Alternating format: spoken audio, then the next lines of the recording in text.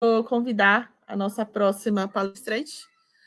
Quem é a nossa próxima palestrante? Eu queria dizer que a nossa próxima palestrante, ela fez assim, ó, ela pegou meu coração um dia, aí ela fez assim, ó, aí ela entrou, aí ela fechou, entendeu? Aí ela dominou só para ela, entendeu? Deixa eu botar essa mulher aqui, calma, meu Deus. Entra, não entra, entrou. Gente, olha que linda que ela tá, pelo amor de Deus. Quando você fala isso. Cabelada e essa mulher toda arrumada, entendeu? Com batom e tudo. E eu como? Desse jeito aqui que eu tô, né? Então, assim, acontece, vai estar tudo bem. Boa noite, Nath. Tudo bem com você? Boa noite, Marcos. Eu fico sem jeito quando você fala essas coisas. Tava aqui mó de boa. Aí você, ela abriu meu coração, entrou, não saiu mais. Nossa Senhora. Entrou e não saiu mais, gente. Clap, clap. Muitos aplausos para a nossa palestrante aqui. Eu não sei se vai dar certo da Jazz voltar, porque como ela tava falando que o computador tava dando ruim, eu imagino que ela não conseguiu, tipo, conectar direito e aí não vai carregar, né? Então, não tem problema, a gente convida a Jess. Se ela conseguir voltar, a gente bota ela para terminar depois. Se ela não conseguir, a gente chama ela de novo. Só confirma para mim. Minha câmera tá piscando aí para vocês? Não tá piscando, tá super ok. Super funcionando. Beleza. Beleza? Não sei porque ela tá Nath, meio você dando quer... Tá piscando para você? mas tá ok, tipo, você tá ok tá. aí, tá de boa. Entendi. Então, beleza. Você quer compartilhar sua tela? Não sei se você vai usar slide. Sim, deixa eu tá. Compartilhar aqui. Só Vamos lá. Tem muitos aplausos para você. Gente, eles abriram a Hype Train. Muito obrigada pelos subs. Calma, o que tá acontecendo? Rainha do Flamengo. Te chamaram de Rainha do Flamengo no chat. Amém. Ai, meu isso, Deus, entendeu? Vê se tá aparecendo certinho a apresentação. Acho ainda não. Foi. Vamos ver se sobe. Foi? Vem a apresentação, venha. Ainda não. Não? Oxi. Peraí. Apresentar. Não é possível que eu vou ter que trocar. Tem a tela. Será que não pegou a tela? Eu tô achando que não. Vê se foi agora. Vamos ver. Ontem eu usei o ok. Caraca. Não tá indo. Não? Peraí, não, então, deixa eu... Eu acho que não é nada de permissão, porque, tipo... Vamos ver. Se você quiser mandar para mim, eu compartilho para você. Só que aí você vai ter que ficar me falando. Beleza, não, perfeito. Não, sem problema. Posso fazer isso. Tá, beleza.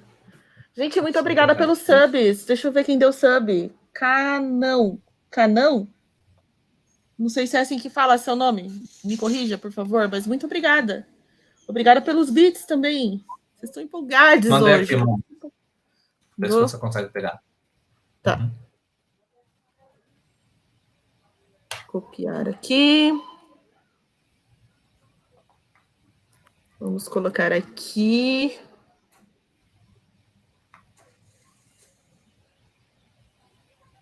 Apresentação de slide. Espera. Vamos apresentar. Oh, Deus. Deixa eu clicar aqui, compartilhar tela. Compartilhar a tela.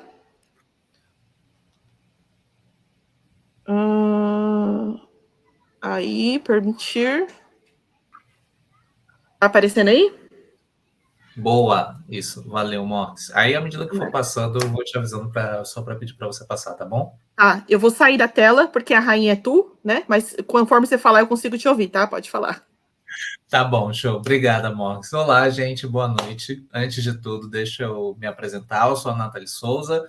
Eu sou uma travesti preta, com cabelos longos, um tom um pouquinho avermelhado, mas que não está aparecendo tanto aqui na tela. Estou usando um pequeno laço preto e branco na cabeça.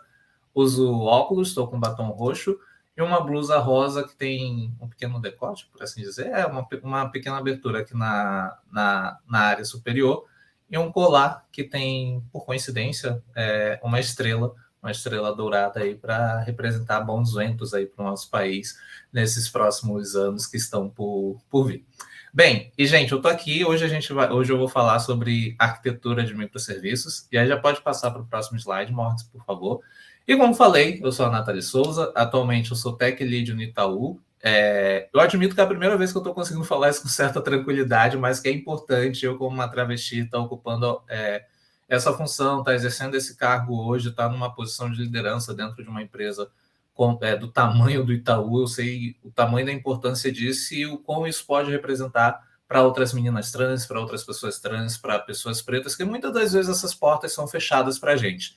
Minhas principais stacks, TypeScript, um pouquinho de Java e um pouquinho de Python. E antes de tudo, antes de migrar para a área de desenvolvimento, eu fui jornalista por 10 anos. Eu trabalhei com jornalismo esportivo, passei pelo Globoesporte.com, lá no Maranhão, também por algumas redações, pela redação da Rádio Mirante AM, que é a filial da Globo lá no Maranhão, e cheguei a fazer algumas aparições em alguns jogos da Série B pelo Sport TV. E, além disso, quando foi necessário, fui caixa de mercado, fui garçonete, panfleteiro, então o que precisou, quando eu tive que correr atrás, a gente fez. Para além de tudo isso, além da parte profissional, eu sou, como já falei, eu sou uma travesti, é sempre importante ressaltar isso, flamenguista, corre sangue rubro-negro aqui nessa veia, pagodeira e um cadinho vaidosa. Então, são as minhas principais características. Então, essa é a Nathalie Souza que vai falar aqui com vocês a partir de agora. E aí, pode passar para o próximo slide, Mortes, por favor. E aqui a nossa ideia hoje é falar sobre o que são esses tão famosos, está no hype, microserviços. E trazer logo de cara, microserviços nada mais é do que uma arquitetura e uma abordagem para escrever programas de software. Com essa arquitetura, as aplicações elas são desmembradas em componentes mínimos e independentes. Esse tipo de arquitetura ela surge como uma solução para alguns problemas que a gente já tinha e ainda tem, principalmente em sistema legados, que é quando a gente fala de uma dependência exagerada, né, dentro de algumas aplicações. Então, quando a gente vai trabalhar com microserviços, a gente tem aí a possibilidade, né, de, poxa, digamos que eu tenho lá uma aplicação que tem meu usuário, tem meus produtos, tem as minhas vendas, eu tenho a possibilidade de separar cada um desses meus serviços de acordo com o domínio dessas informações. E a gente vai ver aqui ao longo dessa apresentação as vantagens de utilizar essa abordagem e também refletir sobre as desvantagens. Afinal, dentro desse universo de desenvolvimento, dentro do mundo da programação, não existe bala de prata, né? É sempre bom falar isso. Tudo que, ao mesmo tempo, pode nos ajudar de várias formas, também tem aí as suas desvantagens. E aí a gente já pode passar para o próximo slide, que é exatamente falando sobre as vantagens da gente utilizar os microserviços. E aí, a primeira delas, e eu acho que essas duas primeiras são as mais importantes: flexibilidade e escalabilidade. Então, vamos imaginar essa situação que eu trouxe, que a gente tem lá uma API de um e-commerce que dentro dessa API, dentro de um único serviço, dentro de um único banco de dados, a gente criou ali toda a nossa rota para consultar, fazer o login do usuário, para você realizar suas compras, para você fazer a consulta de quais produtos estão disponíveis, etc. A partir do momento que você precisa fazer qualquer manutenção, fazer qualquer implementação nesse serviço, se você só tem um único repositório, se você está trabalhando num monolito, qualquer coisa que você for fazer, você vai impactar em todo o serviço. Então, mesmo que eventualmente você vá mexer em algo que só está dizendo referente ao teu usuário, você vai ter um impacto de forma indireta no que você está trabalhando ali com a questão de produtos e também de vendas. E por que isso? Não que necessariamente tenha dependência, mas porque está tudo dentro do mesmo repositório, está tudo dentro do mesmo serviço.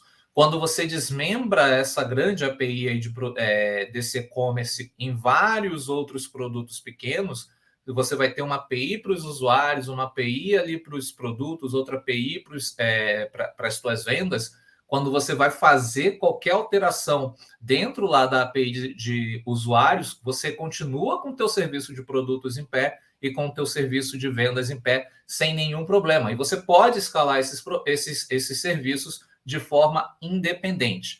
A terceira vantagem, disponibilidade. Vamos voltar a esse cenário que eu estou trazendo. A gente tem um único serviço. Digamos que por algum motivo a minha API de usuários ela faz uma consulta a um serviço terceiro para validar o meu usuário, faz uma consulta a uma API de CPF, por exemplo, e essa API de CPF ela caiu e consigo ela levou toda a minha aplicação, porque essa minha aplicação ela tinha uma dependência dela. Nesse caso, se a gente só tem um único repositório, a gente vai derrubar tanto o nosso serviço de usuário, o nosso serviço de produto e o nosso serviço de venda. Ou seja, todo o sistema cai. Todo o sistema vai para o chão logo de cara. Se você distribui esse sistema e você vai ter uma API com tendo a responsabilidade em cima de cada domínio dessa informação, digamos que a gente continua com essa dependência da minha API de usuários lá com essa API de CPF e de repente essa API de CPF caiu e logo a API de usuários caiu. Mas foi a API de usuários que caiu. A minha API de produtos e a minha API de vendas, ela continua em pé. Ela continua rodando. A minha aplicação no total, ela não está indisponível. Eu ainda consigo ver quais são os produtos que eu tenho. Se eu já tiver alguns usuários logados ou se eu puder fazer vendas que eu não preciso de login, eu consigo rodar o meu serviço independente da disponibilidade ali da minha aplicação de usuários. Então, aqui a gente já tá entrando no nível que você consegue, para além de se preocupar com esses eventuais problemas, que o sistema pode cair, em algum momento o sistema vai cair, isso é uma certeza no nosso dia a dia, mas você também deixa esses sistemas independentes e até quando você quer dar manutenção em algum desses sistemas, como falei lá no início, a gente vai ter um trabalho bem menor e você não vai ter uma preocupação em alterar ali a ligação entre esses sistemas. Processamento.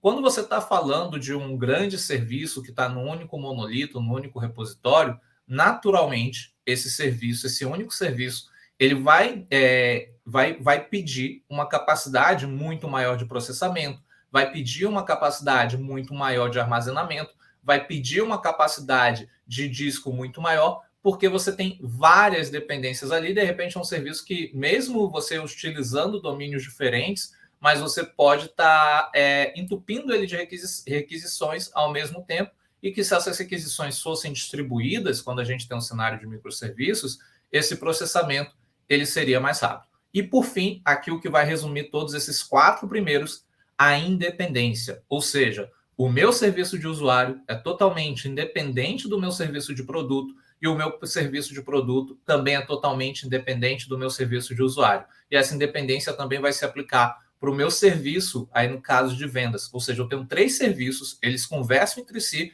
mas eles são totalmente independentes. Um está disponível independente do outro. Eu não tenho essa preocupação de alterar um e quebrar o outro. Até porque aqui é sempre bom a gente lembrar algumas boas práticas de quando a gente está trabalhando com APIs, etc. A gente nunca faz alteração no nosso contrato. A gente nunca vai alterar a resposta que a gente devolve, a não ser que você tenha ali algo bem alinhado, que você vai precisar fazer essa mudança, etc. Mas, em geral, quando você está dando uma simples manutenção, você não vai fazer a alteração desse contrato. Aí a gente pode ir para o próximo, Morgs, que nesse caso aqui, a representação do que seria esse nosso monolito que eu falei, né? Aqui a gente tem nossa API de vendas, aí aqui eu fiz uma pequena abstração quando a gente está trabalhando ali no back-end, geralmente a gente tem, dentro de cada um dos nossos serviços, a gente vai ter uma camada de services que vai ser exatamente onde a gente vai ter as regras de negócio, e nessa camada, quando a gente não tem um repository, ou então, se a gente tiver um repository, é onde a gente vai ter essa conexão ali para a gente poder posteriormente gravar esses dados no nosso banco de dados. Quando a gente está falando de um único serviço, de um único monolito, tudo isso vai se concentrar geralmente no único banco de dados. E aí a gente tem aqui o nosso serviço de usuários, nosso serviço de produto e nosso serviço de vendas, tudo no único canal. Aí a gente pode ir para a próxima imagem, Morris, que aí é exatamente a representação gráfica do que seria a nossa arquitetura de microserviços, e aqui a gente até aparece com uma nova figura que eu vou até refletir um pouco em cima dela. Mas, basicamente, aqui a gente já separou os nossos serviços tanto de usuários, de produtos e de vendas, cada um tem seu banco de dados e cada um vai ter ali suas regras para fazer sua conexão com o banco, etc. Então, a gente já tem esses serviços separados.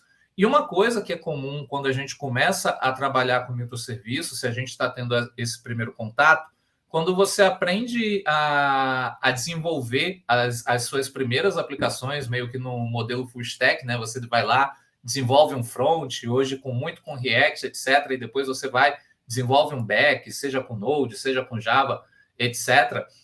E você faz a conexão dessas duas aplicações.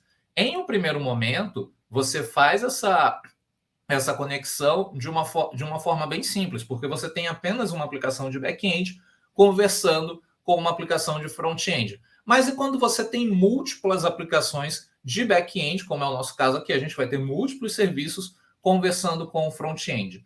Geralmente, nesse caso, aí é quando vai aparecer essa figurinha que está aqui nesse card vermelho, o nosso API Gateway. O que é esse API Gateway no jogo do bicho? Em geral, quando a gente está falando de trabalhar com microserviços, de utilizar microserviços, a gente também está falando de, se a gente precisar conectar uma aplicação front-end a vários microserviços, a gente não necessariamente vai conectar essa aplicação a cada um desses microserviços separadamente. Em geral, a gente sempre vai ter um gateway que vai fazer ali a função meio que como um proxy, um portal, por assim dizer, né? Que é ele que vai gerenciar os acessos a esses microserviços, e essa aplicação, para não ter que ficar chamando URLs diferentes, vai chamar apenas a URL relacionada a esse gateway ou a esse proxy, e é essa aplicação, essa API Gateway, que vai fazer essa orquestração ali dos microserviços. Então, eu vou bater lá numa rota dentro desse meu gateway e, através dessa minha rota, eu vou conseguir fazer o login, porque nela eu estou pegando as informações lá do meu serviço de usuários. Eu vou ter uma rota lá no meu gateway, que é essa rota que vai devolver quais são os meus produtos. Uma outra rota, que é essa rota que vai permitir que a gente finalize uma venda, consulte uma venda, etc. Então, aqui, a gente tem hoje várias soluções dentro do mercado quando a gente fala de gateway, né? Inclusive, falando de uma das mais famosas, para mim, uma boa referência quando a gente vai falar em API Gateway é o que a gente tem lá na AWS, o Gateway da AWS, que inclusive já traz algumas coisas também que são interessantes, como a questão do CloudWatch, que a gente pode observar logs, pode rastrear nossas requisições e pode ir observando ali como nossa aplicação back-end, como nosso serviço está se comportando no final das contas. Pode ir para o próximo, Mordes, por favor.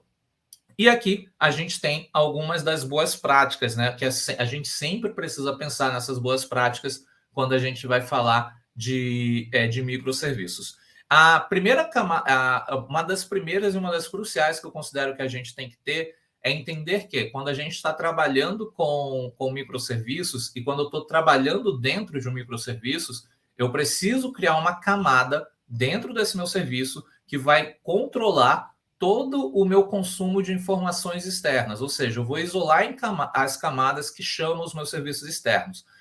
Por exemplo, digamos que eu vou ter lá o meu serviço de produto, e em algum momento esse meu serviço de produto ele precisa fazer aliás, o meu serviço de vendas, em algum momento esse meu serviço de vendas ele precisa fazer uma verificação no meu serviço de usuários. Eu não vou fazer essa conexão de forma direta, por exemplo, dentro do controller, ou então dentro do próprio service que vão ter as regras de negócio referente às minhas vendas.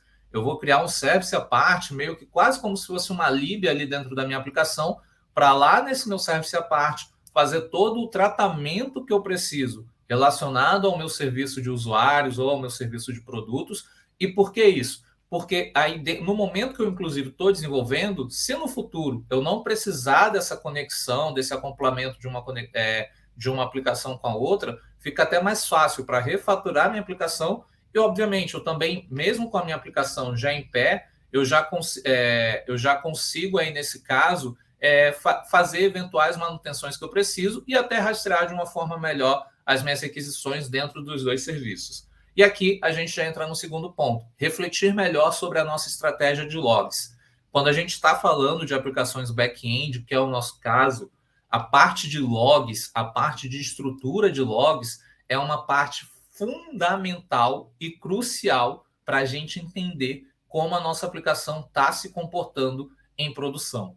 Imagina se a gente não logasse as informações que a gente recebe de uma API que você está fazendo consulta de saldo, está fazendo venda. Imagine se essas APIs não tivessem logs, como é que a gente poderia rastrear eventuais erros, como é que a gente poderia observar eventuais problemas que um cliente tem, alguma inconsistência que está acontecendo e que, de repente, não foi prevista nem no momento do desenvolvimento, porque naquele momento não fazia contexto, não fazia sentido. Então, pensar sobre essa estrutura de logs, sobre essa estratégia de logs, é muito importante, especialmente quando a gente está falando de uma arquitetura de microserviços. Por quê? Quando a gente está falando de microserviços, não vão ser raros os casos que você vai ter uma requisição que vai passar pelo serviço A, pelo serviço B, pelo serviço C, pelo serviço D. E pode ser que dentro desses 4 serviços que aquela requisição passou, ela deu problema só no serviço C. Como é que eu posso rastrear que essa requisição passou com sucesso no A, no B, no C, no D? E onde é que eu posso, como é que eu posso identificar e isolar qual foi essa aplicação que deu esse problema?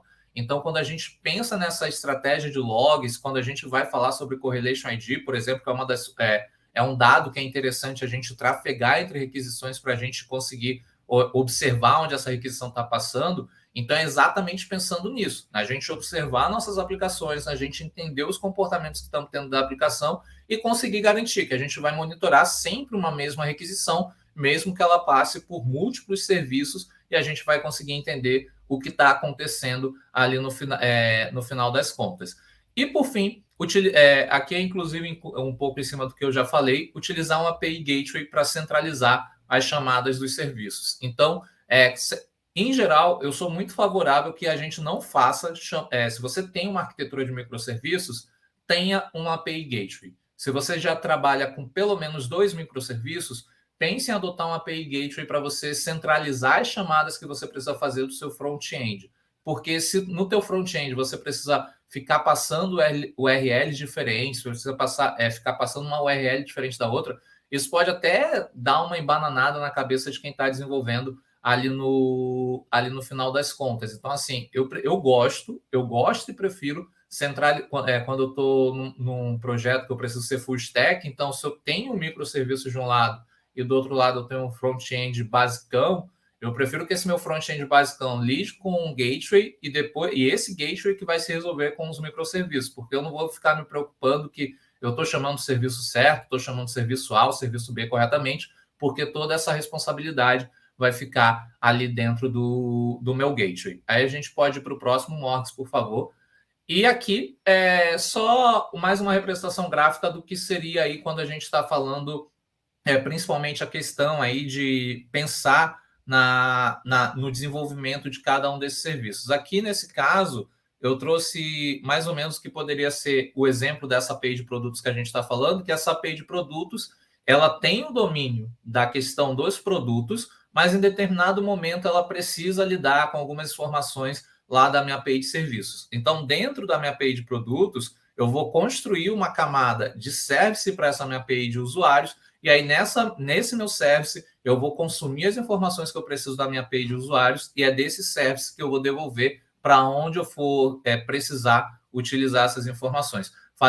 Isolar essas informações dentro da aplicação é sempre uma boa prática. Você garantir que você tem um local para você trabalhar com o domínio de produtos, você tem um outro local que você está lidando com o usuário, você tem outro local que, sei lá, está lidando com uma autenticação de terceiro, você está isolando essas peças e você garante que quando você vai dar manutenção ou fazer qualquer implementação nova, a possibilidade a chance de você fazer alguma besteira ali em produção é menor.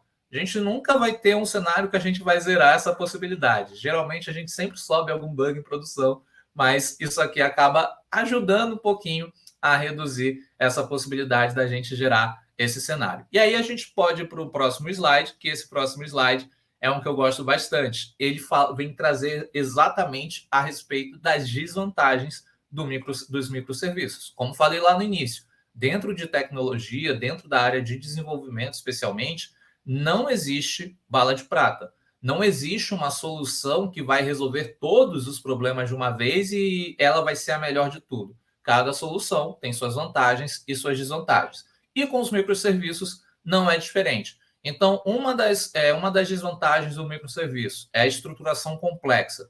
Aqui a gente trouxe uma situação que a gente já tinha 3 microserviços, mas assim, hoje, dada a popularidade dos microserviços, dadas várias outras situações, até mesmo a forma como os times são montados, a arquitetura de microserviços é uma realidade na maioria das empresas. Então, não é difícil você pegar uma empresa que vai ter 20, 50, 100, 200 e inúmeros microserviços. Agora, imagina como se dá toda a comunicação desses inúmeros microserviços, dessas pequenas peças que cada time tem uma determinada responsabilidade, você tem um time de arquitetura para entender, para pensar aquilo ali. Então, a estruturação de microserviços é algo extremamente complexo, e aqui a gente já passa até para o segundo ponto, a definição da abrangência. Quando eu vou trabalhar com microserviço, esse microserviço que eu vou desenvolver, qual é o domínio dele? Qual é a informação que ele vai ter a responsabilidade? Vale a pena, já nesse momento, manter ele com uma dependência de uma informação que não faz parte desse escopo? Voltando ao nosso exemplo, a gente começou ali com um monolitão de usuários, produtos e usuários, produtos e também de vendas. Eu vou começar a estruturar meus microserviços. Vale um primeiro momento eu deixar usuários e produtos juntos e separar só venda? Ou faria mais sentido deixar usuários e vendas juntos e separar só produtos? Então, essa definição de abrangência, essa definição de domínio é uma problemática. E aqui eu acho que a principal desvantagem de quando a gente vai falar de microserviços, especialmente quando a gente vai distribuir vários serviços que ainda estão seguindo esse conceito do REST, etc., que vão precisar de um banco de dados, mas cada um desses serviços vai precisar de um banco de dados à parte, vai precisar geralmente de uma máquina para fazer o processamento, vai precisar de uma determinada capacidade de disco para fazer o processamento, vai precisar de uma meu Deus, esqueci. Vai precisar de um repositório para colocar aquele código, vai precisar, cada um desses serviços vai precisar gerar um artefato. Então, tudo que antes você poderia resolver com um único repositório, um único artefato, um único banco de dados, agora você precisa criar um repositório para cada, um artefato para cada, um banco de dados para cada, para você conseguir garantir a disponibilidade de todos os seus serviços. Então, aqui, de repente, um produto que começou ali, que custava R$2, que era a estrutura que você tinha, agora, como você vai precisar de uma instância de cada uma dessas, já vai custar R$12. Então, aqui você também tem uma questão de custo. E aí, isso aqui também vai depender de tamanho de empresa. Se é uma empresa que está começando, provavelmente vai priorizar um monolito, porque vai ser mais barato, vai se encaixar melhor nos custos. Então, quando a gente fala da questão de microserviços, é muito bom trabalhar com microserviços, é muito bom ter essa independência, mas a gente precisa entender também que tem suas desvantagens, e essas desvantagens a gente sempre precisa refletir, principalmente quando a gente está falando de tudo isso dentro do universo de desenvolvimento, a gente está falando de recursos que as empresas precisam pagar. Então, nem sempre as empresas vão ter esse capital disponível para bancar toda essa arquitetura, toda essa logística de trabalhar com microserviços. E aqui, gente, a gente chega ao fim. Espero que tenha sido um conteúdo legal, um conteúdo que ficou de forma clara aí para vocês. E aí, Morg, eu não consegui acompanhar aqui o chat, então qualquer dúvida que tenha pode trazer. A gente vai desenrolando aqui, vai trazendo mais detalhes. Mas é isso, basicamente, a apresentação aí que eu tinha preparado aqui para a gente hoje à noite. Eu tava comendo maçã escura. Juro que eu acabei. Mas vamos lá. Tem pergunta sim. Eu vou ver se eu consigo buscar de volta, porque aconteceram... Aí, ó, muitos claps para você sobre a apresentação. Quer ver, ó? Primeira pergunta do HK. HK perguntou assim: eu queria saber se a Nathalie tem alguma sugestão de livro, curso, artigo ou qualquer outra fonte, é ótimo, qualquer outra fonte para estudo de microserviços com Java. Bem, artigo, em geral, assim, eu consumo muita coisa no Medium. Eu admito que eu não tenho muito contato com literatura da área de tecnologia. Eu acho que, inclusive, é algo que a gente está melhorando aos pouquinhos, mas eu uso bem poucas mesmo. Em geral, eu estou sempre tentando me atualizar, aprender muito dentro da comunidade. Eu acho que para entender sobre microserviços, é legal você buscar algumas pessoas que já trabalham com back-end ou têm até alguma vivência dentro da área de tecnologia. Assim, meio sem puxar saco para mim, mas pode trazer, pode me chamar depois no LinkedIn, no Twitter, etc. Eu super troco ideia, gosto de conversar sobre esse assunto.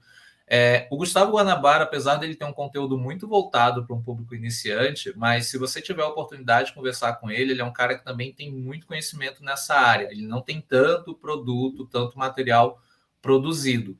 E especificamente sobre como aprofundar o conhecimento de microserviços com Java, eu não tenho referência. Mas aí eu posso te falar assim, Loiane, a deusa, a musa, a dona do Java, eu acho que não existe nenhuma referência maior do que ela nesse assunto no Brasil. Então, é uma pessoa que tem todo esse conhecimento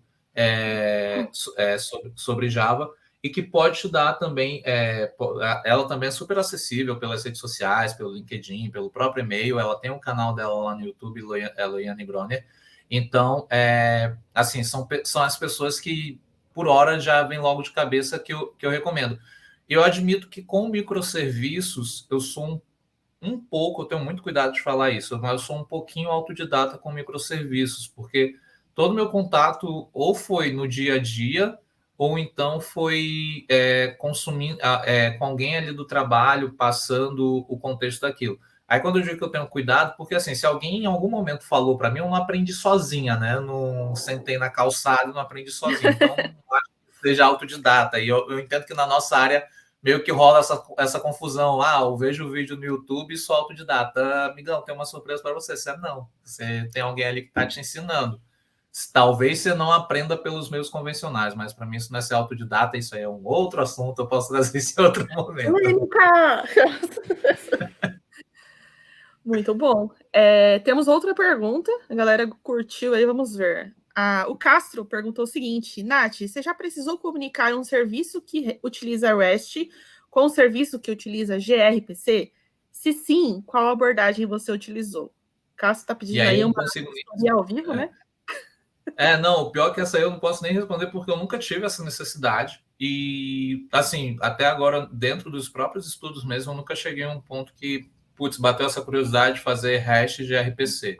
Então, inclusive, de RPC é uma coisa que eu preciso me aprofundar, preciso conhecer um pouco mais. Não tenho propriedade para falar sobre gRPC, mas basicamente eu nunca tive essa situação no dia a dia. Sim. Eu também não, na real, eu nunca mexi com gRPC.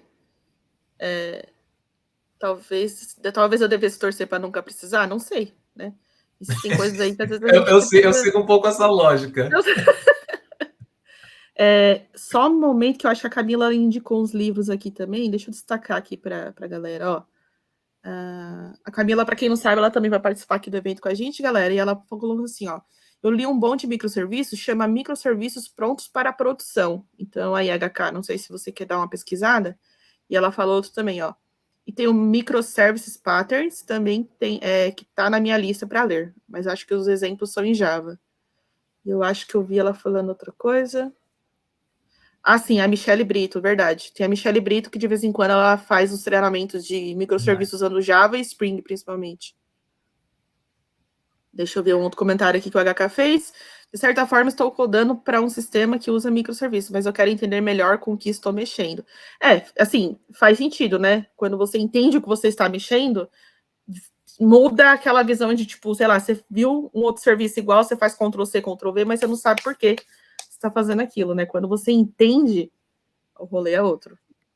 Exato. E aí, até para complementar isso, Morgana, uma coisa que é legal quando a gente passa a trabalhar com microserviço, isso foi algo que a minha antiga tech lead, a Rita Moraes, nossa, o que essa mulher me ensinou, meu Deus do céu, sou muito grata a ela.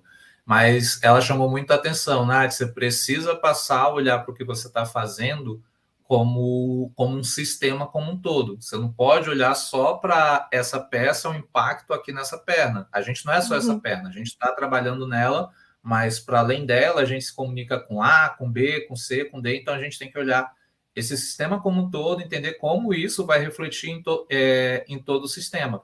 Quando a gente fala de fazer essa reflexão, nisso eu tive muita dificuldade para fazer isso, porque realmente é muito difícil, quando você está dando os primeiros passos, é muito difícil você sair daquilo, poxa, eu estou mexendo numa aplicação, por que isso vai ter impacto em outro lugar? A gente demora um pouco para ter essa compreensão e até para ter essa maturidade desse entendimento.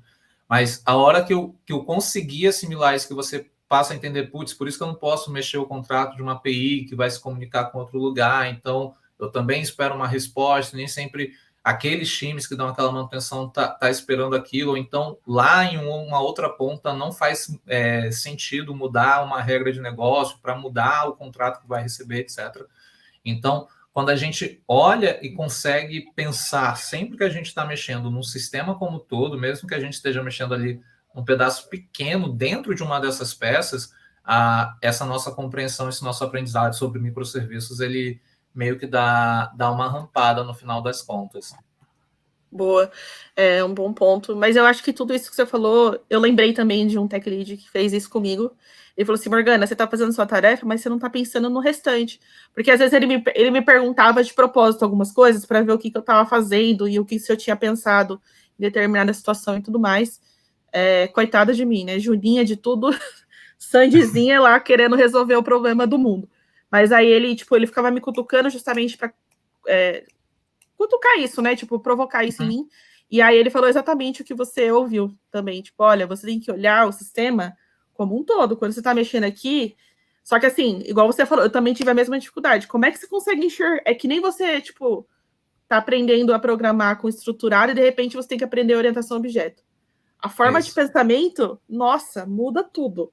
E aí dá um nó na cabeça, mas eu acho que nada como o tempo, a experiência e uns problemas em produção para a gente aprender as coisas. Que é isso, no final das contas, vai entrar muito na questão da abstração, né? Porque, por exemplo, quando você está codando já lá dentro, você tem um problema muito específico para você resolver. E assim, à medida que ali já é como se você estivesse dando zoom máximo dentro daquela tua aplicação. À medida que você vai tirando o zoom, você vai conseguindo enxergar, beleza, aqui eu vou trafegar tal informação, vou bater aqui só para validar XYPTO, mas sem entrar nos detalhes dessa validação, e devolvo para cá, que vai cuspir para o próximo serviço e vai seguir fazendo isso. Mas isso eu concordo total. Você entender como você vai fazer esse zoom out é muito difícil, porque a gente é ensinada nesse zoom in, né? Bem ali no código e tudo mais. E à medida que você vai fazendo esse zoom out, é a hora que faz explode assim a cabeça e você vai tendo um pouco mais essa maturidade. E é um processo que é contínuo. A gente tem que praticar dia a dia, porque tem dia que você olha assim para o sistema, não quero entender isso não. Melhor não. Tem dia que não vai, tem dia que não vai. Galera, deixa eu ver só se tem mais perguntas para a Nath, se não temos. Temos mais alguns comentários, mas não são perguntas. Bom, muito obrigada, Nath, pelo conteúdo, pelo conhecimento. Se você puder, daqui a pouco nos encontramos. Um beijo para você. Eu sei que você tem suas responsabilidades aí também. Que dê tudo certo. Muito obrigada, gente. Muitos claps, né, para a dona Nathalie. E quem quiser as redes dela, fique à vontade aí para poder acessar, né, o exclamação Nathalie. Eu vou tentar voltar às 9 horas, mas é que eu tenho que dar aula daqui a exatos 15 minutos, e aí vou tentar negociar lá com minhas alunas. Se der certo, eu trago inclusive elas para cá. Tudo bem, traz sim, traz sim. Então, beleza, Nath. Beijão para você. Até mais. Beijão.